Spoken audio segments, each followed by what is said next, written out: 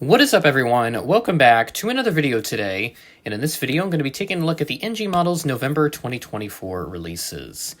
It's been a very long time since NG has announced any new releases for anything, really.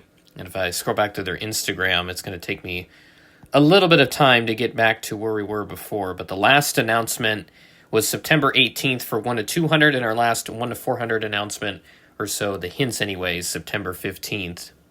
And then the 400 hints were announced, revealed just a few days later on the 18th.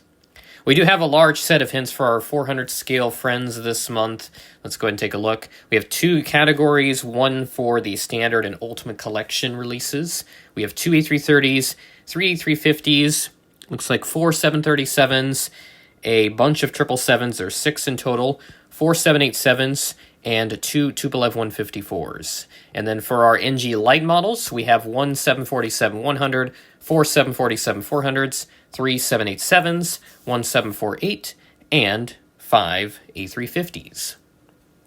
And it seems like some people were noticing that most of these models looks like they aren't going to be the commission models, the ones that people voted on through NG's new commission program, and they've approved like 50 or so models, but they haven't approved any in a few weeks now.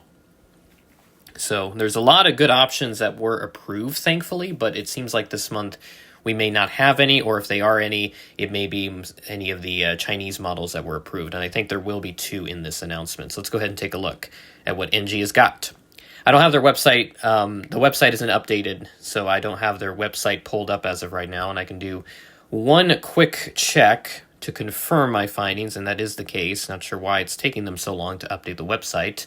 Everybody else I've seen always has it updated automatically, but let's go ahead and begin with the first release. Air China A330-200 with the Star Alliance livery. I don't recall that one being as an approved model, and I don't think that one is either. The second Star Alliance A330, so both of them are different registrations, and they are sister ships.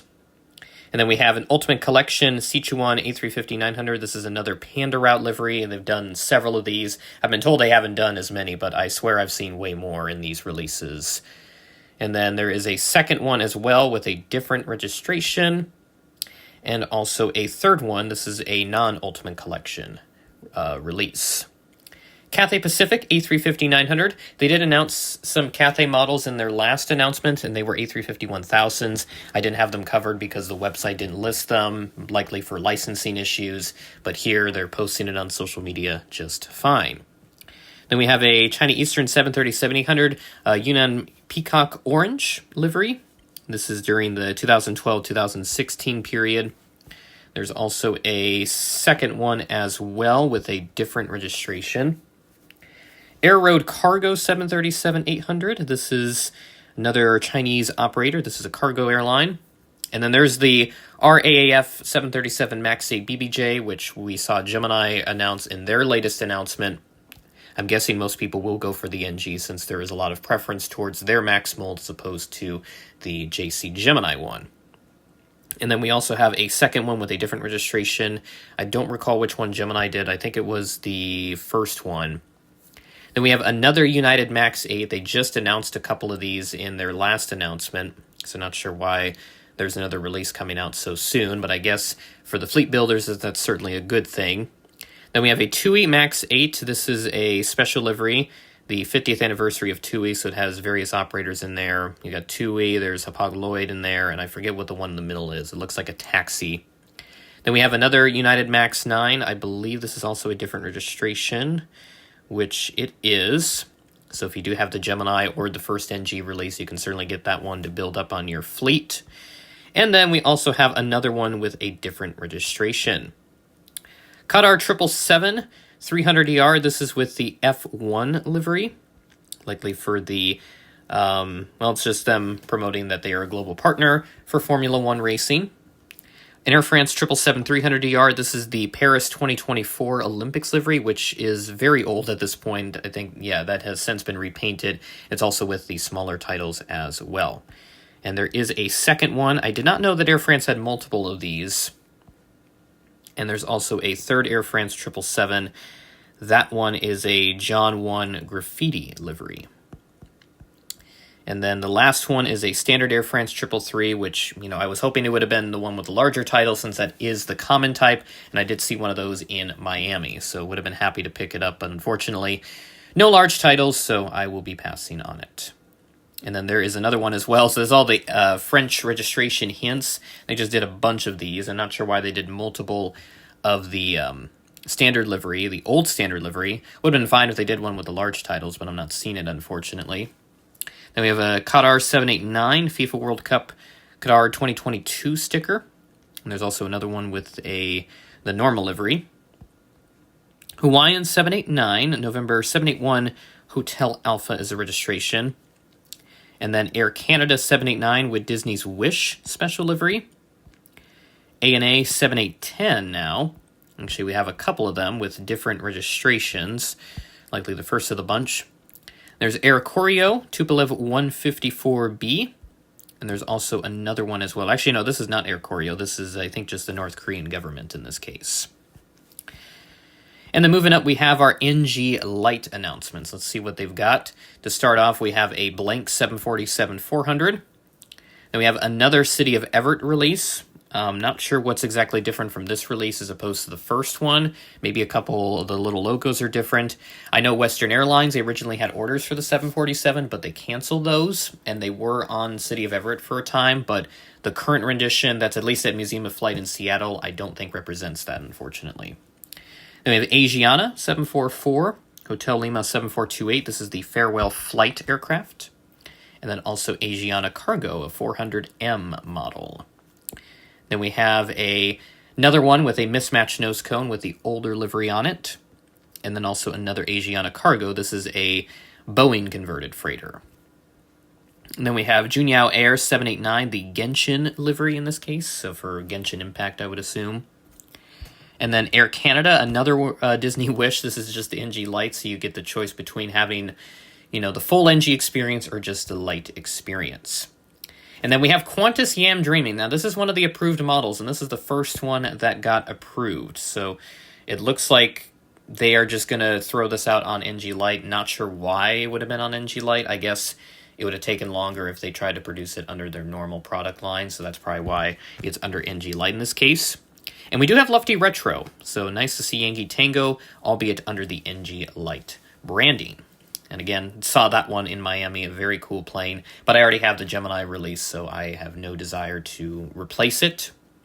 And then we have a bunch of Air India A350s, a total of 5, all of them with just different letters in the registration.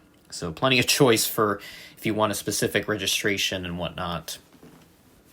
But yeah, I don't know. NG's already done one of these, and of course Gemini, they've also announced one as well. So there's certainly options out there now for the Air India A350. And it looks like we have a couple new 1-200 releases, so we'll take a look at those as well. Southwest 737-700, November 556 Whiskey November with the splits, and also 221 Whiskey November. This is just with the regular winglets. And a KLM example. I see also Delta Sky Team. This is with the splits now, since that has been fitted with such. And there's also a regular blended winglet option for those that desire that. Virgin Australia as well with the splits. And then also one with the blended winglets. And a blank 737-900 with the blended winglets. A KLM example with blended winglets as well. There's also one with the 100th anniversary sticker. And then a Comac C919 blank model. So that is all of all the 1-200 releases. And then for our singular 1-100 release, a China Southern C919. So that is all of our NG releases for November. And not too much I can really comment on this release, I would say. It's kind of more of the same stuff, really. No approved models this month, and the standard NG announcements, as far as I can tell.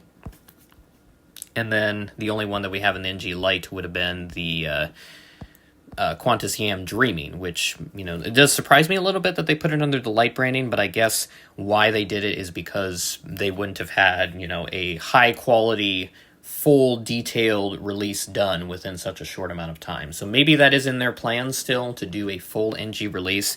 And honestly, I think that's fair of them to do, because it would seem a little wrong for those that are a little more keen on those details being accurate, and those collectors don't get one because NG chose to only do an NGLite release in this case.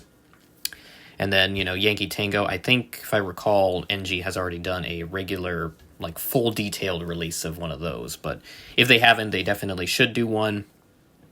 But I would not be getting it because I already have the Gemini release, and I'm not really one to replace models with other from other manufacturers except under extreme circumstances, really. You saw me do that with the Delta Airbuses in that case, since I didn't like the Aeroclassics ones, but otherwise I'm pretty much satisfied with whichever rendition that I get from any manufacturer. So I won't be getting anything out of this release, which is good, because again, I need to keep saving up money. I had to order another model from another retailer because they had one in stock that I really wanted. I was very hesitant to get it, but figuring that I could build up on my fleet of that airline a little more, I decided, why not? I'll make it work, because that's what I've done many times in the past. So keep an eye out for that unboxing sometime in the next few days or so. Sometime in this coming weekend, I'll have that out. And that will do it for me for this video. Thanks for watching, and I'll catch you in the next video.